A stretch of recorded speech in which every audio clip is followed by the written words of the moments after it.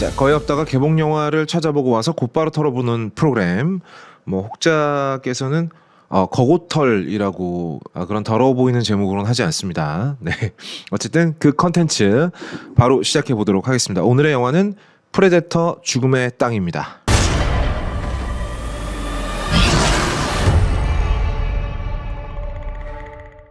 많은 분들이 이거 해달라고 말씀을 하시기도 했었고, 사실 이 영화가 기대 이상의 흥행을 하고 있어서 저도 좀 다루고 싶었습니다. 왜냐면 제가 프레데터라는 캐릭터를 워낙에 좋아하기 때문에 그거 이야기랑 묻혀서 간단하게 해보도록 하겠습니다. 이 프랜차이즈는 이미 끝났다라고 생각했던 시리즈에서 신작 하나가 나와서 흥행을 하고 시리즈의 숨통을 이어붙이는 경우가 종종 있는데, 바로 지금 이런 경우라고 볼 수 있겠습니다. 프레데터 죽음의 땅. 조지 밀러가 자기가 만든 시리즈 매드맥스의 숨통을 30년 만에 이어붙인 것처럼, 아니면 페데 알바레즈 감독이 이블데드 시리즈를 다시 살려낸 것처럼 이미 끝났다고 생각했던 시리즈가 영화 하나 잘 만나서 다시 살아나는 경우, 지금 프레데터 죽음의 땅이 살려놓은 프랜차이즈가 바로 그런 경우라고 볼 수 있겠습니다. 거기다가 후속작이 나올 만한 아주 괜찮은 구멍까지 뚫어놨죠. 20세기 폭스는 아마 덩실덩실 춤을 추고 싶을 거예요. 왜냐하면 이 캐릭터가 J.J. 에이브람스처럼 시리즈를 다시 살렸다가 다시 죽이는 수도 있거든요. 그 과정에서도 어차피 돈은 벌립니다. 시리즈의 전통 팬들을 흡수하고 새로운 팬들도 유입되고, 이런 과정에서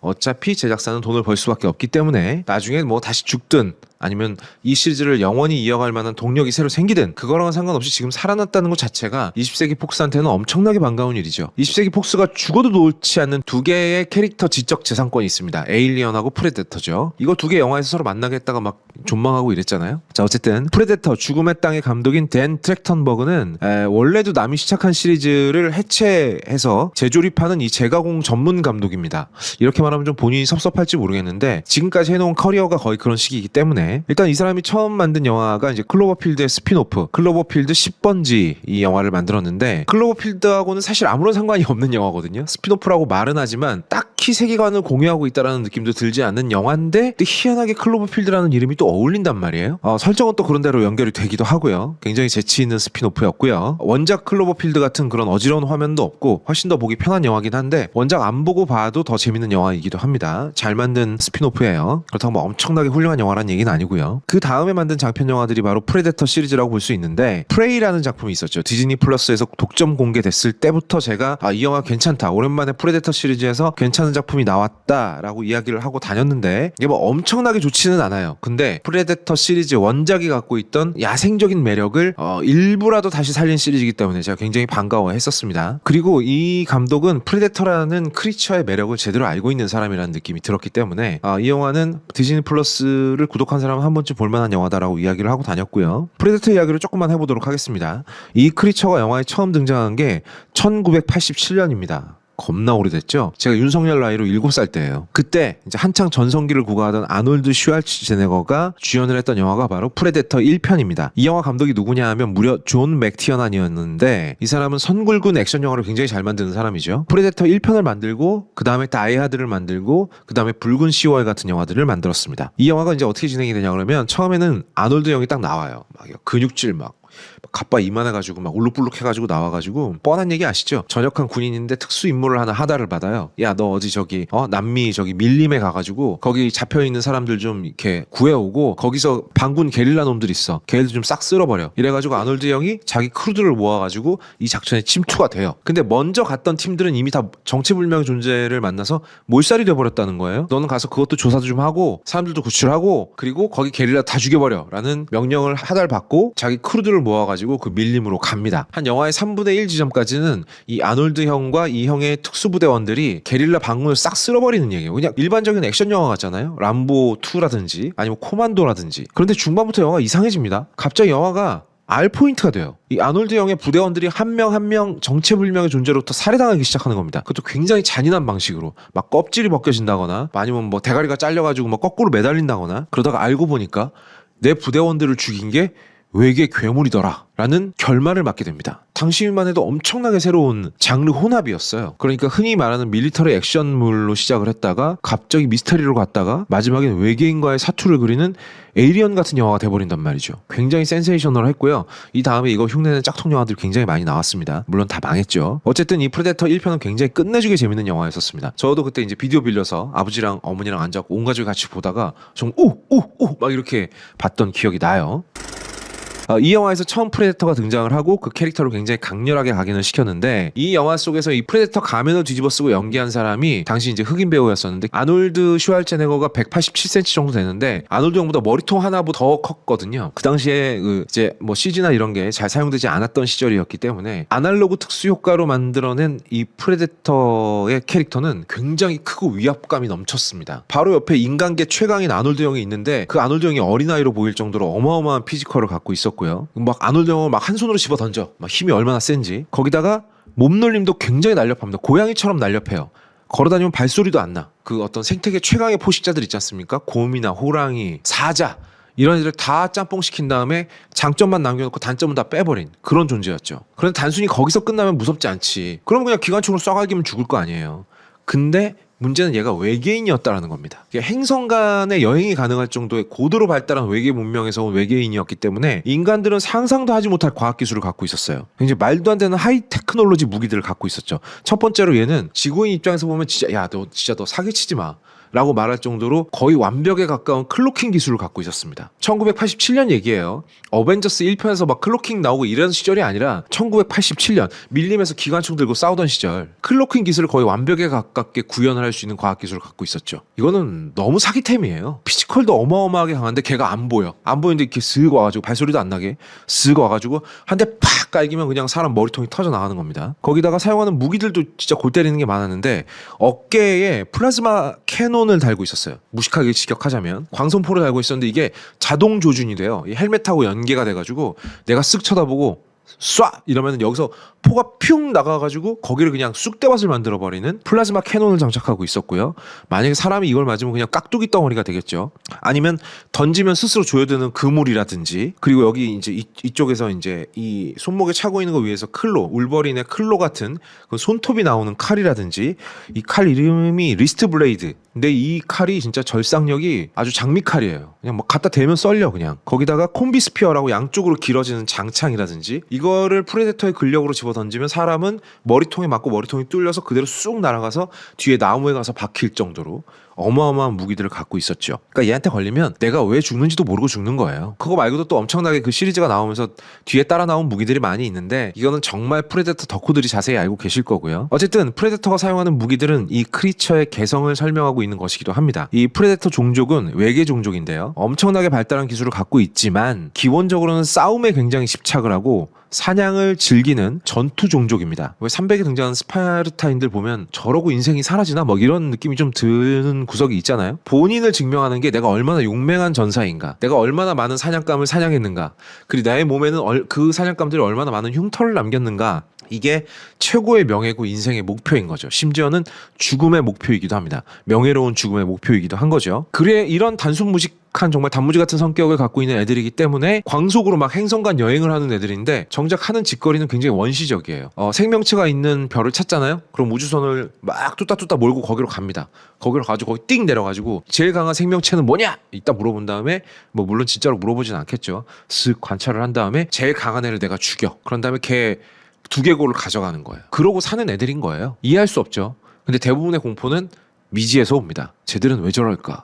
알 수 없어요. 알 수는 없는데 쟤들이 공격하는 건 우리 인간이란 말입니다. 그렇기 때문에 굉장히 공포스러운 존재로 각인이 됐죠. 근데 또 매력적이기도 하지 않습니까? 절정의 과학기술을 갖고 있는데 본인들이 가장 하고 싶어하고 가장 즐기는 건 원시적인 냉병기 전투를 즐기는 외계 종족. 흥미롭잖아요. 굳이 이 크리처의 이름이 아주 직역하기 좋게도 프레데터, 즉 포식자인 것도 여기서 기인하는 겁니다. 지금 지구상에서 최강의 포식자는 누구죠? 인간이죠, 당연히. 불곰이 막 달려든다고 해도 인간은 손에 인간의 무기만 들고 있으면 걱정할 게 없거든요. 샷건 같은 거 해가지고 막 연발로 쏴갈기면은 곰이 뭐 달려온들 무슨 수가 있어. 그냥 죽는 거지. 동물들 입장에서 보면 인간만큼 사악한 포식자가 없을 거예요. 근데 그런 인간보다 모든 면에서 월등한, 신체적으로나 과학기술적으로나 아무튼 모든 면에서 월등한 포식자를 만들어서 그 포식자에게 쫓기는 감각 혹은 도저히 당해낼 수 없는 존재를 마주쳤을 때 그 근원적인 공포감을 전해주기 위해서 만들어진 캐릭터가 바로 이 프레데터인 겁니다. 인간이 1대1로 맞짱을 뜨거나 혹은 어지간히 강한 인간들이 떼거지로 몰려 있어도 얘를 만나면 꼼짝없이 몰살을 당할 수밖에 없는 그런 캐릭터. 정말 공포는 미지에서 오는 건데 얘가 정확하게 뭐 하는 애인지 목적이 뭔지 우리를 죽이는데 무슨 장비를 쓰는 건지 처음엔 아예 보이지도 않잖아요. 그건 당하는 입장에서 전혀 알 수 없는 그런 공포를 전해주기 위해서 창조된 캐릭터가 프레데터입니다. 그리고 그 창조된 캐릭터는 본인의 역할을 정확하게 해냈죠. 그런데 또 인간이라는 게 그냥 일반 짐승하고는 좀 다르잖아요. 그냥 앉아서 당하는 애들이 아니에요, 인간들은.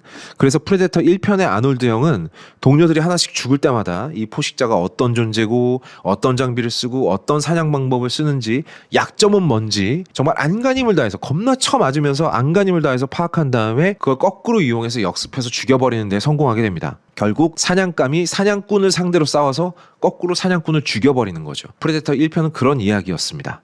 근데 아마 아놀드 형의 영화 커리어 전반을 다 통틀어도 프레데터 1편처럼 이렇게 공포에 질린 표정이 자주 등장하는 영화는 없을 거예요. 자, 그래서 1편이 대흥행을 하고 나니까 당연히 2편이 만들어지겠죠. 그런데 처음에 미지의 존재로 등장했던 크리처는 이 존재라는 게 다 밝혀지고 나면, 그러니까 1편만 봐도 어느 정도는 다 밝혀지잖아요. 다음 편에서는 똑같은 패턴을 써먹을 수가 없어요. 왜냐하면 1편을 관람한 관객들 입장에서는 그냥 답답하거든요.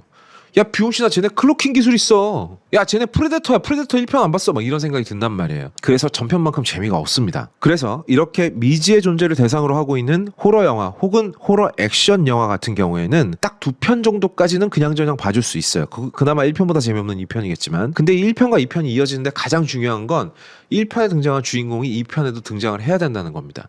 이 시리즈에서는 아놀드 슈왈츠네거가 그렇겠죠. 그런데 프레데터 2편을 찍을 때 아놀드 형은 터미네이터 2편을 찍고 있었어요. 그래서 출연을 못했습니다. 그래서 어떻게 됐어요? 프레데터 2편은 데니 글로버라는 흑인 남성 배우가 주인공으로 등장을 하는데 쫄딱 망했습니다. 쫄딱까지는 아니고 망했어요. 네. 왜냐면 1편에서 아놀드 형이 했던 스토리를 2편의 데니 글로버가 그냥 그대로 재탕하고 있거든요. 게다가 얘는 에일리언처럼 아예 인간하고 근본적으로 다른 생명체가 아니에요. 이족 보행을 하는 인간형 크리처라는 거죠. 그러면 조금 보면 익숙해져요. 아무리 진짜 얼굴이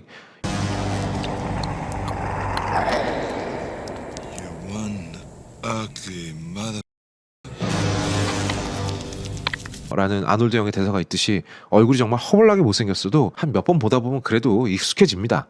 그러다 보니까 더 이상 미지의 공포의 존재가 아니게 된 거죠. 창작자들도 이 맹점을 깨달았을 거예요. 그래서 14년 정도 등장하지 않았다가 2004년에 충격적인 영화로 돌아오게 되는데 그게 바로 에일리언 vs 프레데터입니다. 이 두 크리처의 지적재산권을 모두 20세기 폭수사가 들고 있었기 때문에 한 영화에서 이 콜라보가 가능했는데 이 시기에 이런 영화들 붐이 좀 있었어요. 뭐 가령 호러 영화 주인공 2명을 한 영화에서 만나게 한다든지 대표적인 게 2003년에 뉴라인 시네마가 만든 프레디 대 제이슨이라는 영화가 있죠. 프레디 크루거하고 제이슨 브이즈를 한 영화에서 만나게 한 겁니다. 둘이 그래서 싸움을 붙이는 영화예요. 여러분 한번 생각해 보세요. 이렇게 만들어진 영화들은 졸작일 확률이 높을까요? 명작일 확률이 높을까요? 당연히 졸작일 확률이 압도적으로 높았고 대부분은 졸작이었습니다. 에일리언 vs 프레데터인 경우에도 마찬가지고요. 졸작이었습니다. 졸작이었는데 또 흥행은 돼요. 왜냐하면 이 두 크리처에 대해서 추억을 갖고 있거나 아니면 좋아하는 선호하는 감정을 갖고 있는 사람들이 많기 때문에 일단 확인하러 극장에 오거든요. 그래서 1편의 흥행에 성공하고 2편까지 만들어졌지만 저는 개인적으로 이 시리즈는 아예 볼 필요가 없다라고 생각합니다. 거기다가 그 에일리언 대 프레데터 1편을 보면 프레데터는 언제부터 지구에 들락거렸는가에 대한 아주 유치하기 짝이 없는 해답이 나오는데, 그리고 퀸 에이리언과 프레데터 전사가 싸우면 누가 이기는가에 대한 이런 마치 마징가와 메칸더부이가 싸우면 누가 이겨요? 라는 정말 유치하기 짝이 없는 질문에 대해서 진지하게 대답을 하고 있는 영화인데 허접해요. 이 1편과 2편의 영화 때문에 프레데터의 캐릭터는 완전히 그냥 돌아올 수 없는 강을 건너버렸어요. 왜냐하면 여기서 인간이랑 같이 편먹고 에일리언하고 싸워버리거든요. 인간하고 같이 편먹고 싸운 존재를 어떻게 미지의 공포의 대상으로 봅니까? 더 어려워지는 거죠. 그래서 그 다음 두 편의 영화들이 야심차게 리부트를 시도했는데 모두 처절하게 망했습니다. 2010년에 만들어진 프레데터스라는 영화를 만들었는데 이 영화 쫄딱 망했고요. 2018년에는 아이언맨 3편을 감독한 셰인 블랙이라는 출중한 감독까지 데려다가 또 리부트를 시도했는데 이 영화가 역대 최고로 망해버립니다. 야, 이거는 셰인 블랙을 데려다가 감독을 시켜도 답이 없네. 아, 이제 이 프랜차이즈는 가망이 없다. 망했다. 이제 이런 수순으로 가는 거죠. 그런데 이 시리즈를 가져다가 분해 조립을 해서 요리조리 어떻게 좋게 만들어가지고 마지막 숨통을 붙여준 사람이 바로 댄 트랙턴버그라는 사람이라는 겁니다. 이 사람이 저보다 한 살 어리더라고요. 네, 81년생인가 그래요. 젊은 감독이죠. 디즈니 플러스에서 공개된 이 프레이라는 작품이 있는데 이 작품에서 드디어 이제 이 프레데터의 원래 매력, 원시적인 사냥꾼, 포식자의 이미지를 프레이에서 그나마 조금 건져냅니다. 마지막에 원주민 여자애한테 그 프레데터가 처발려버리는 바람에 가오가 좀 떨어지긴 합니다만 그 전까지는 무시무시했거든요. 그 다음에 2025년에 프레데터 킬러 오브 킬러스라는 애니메이션 영화가 나오는데 이것도 꽤 재밌어요. 그러니까 인간의 역사가 이렇게 쫙 뭐 이제 선사시대 이후로 쭉 이어져 내려오는데 그 시점마다 프레데터가 등장한 순간순간을 모아서 에피소드 형식으로 모아놓은 거거든요. 이거 디즈니 플러스에 있는데 재밌으니까 보고 싶은 분은 보시기 바랍니다. 그 다음에 만들어진 극장용 영화가 바로 프레데터 죽음의 땅입니다. 이번 영화의 가장 흥미로운 점은 아이의 주인공이 프레데터라는 겁니다. 인간이 아니에요. 직접 프레데터가 주인공으로 등장해서 자기 서사를 가져가는 포지션인 거죠. 기본적으로 이 영화에 등장하는 모든 영화 속 세계관은 전부 창조된 세계입니다. 하지만 프레데터들이 원래 살고 있던 모행성, 그러니까 인간으로 치면 지구, 이런 것들은 자세하게 등장하진 않아요. 딱 필요한 부분만 보여주는데 이 댄 트랙턴버그라는 사람은 제가 보기에는 아마 크리처나 프레데터 덕후인 것 같은데 자세하게 보여주면 보여줄수록 이 캐릭터는 매력이 떨어진다는 사실을 잘 알고 있는 것 같아요. 정말 딱 필요한 만큼만 보여주는데 이 점이 아주 훌륭하다고 생각이 되고요. 주인공 프레데터 한 명과 그 가족 그리고 그 부족까지만 딱 보여줍니다. 그런 다음에 주인공을 바로 다른 행성, 이 죽음의 땅이라고 불리는 행성에 보낸 다음에 그 주무대가 되는 행성에서 이 모든 서사를 치워버리거든요. 기본적으로 이 서사는 그냥 아바타의 서사와 좀 흡사하다라고 보시면 될 것 같아요. 아바타의 주인공이 프레데터 종족의 어린 전사인 거죠. 그렇게 되면 이제 이 영화는 프레데터를 주인공으로 2시간을 끌고 가야 되는데 그렇게 되면 몇 가지 문제가 생겨요. 얘가 인간형 외계인이기는 해도 인간은 아니잖아요. 그리고 아놀드 형의 말씀에 따르면 얘는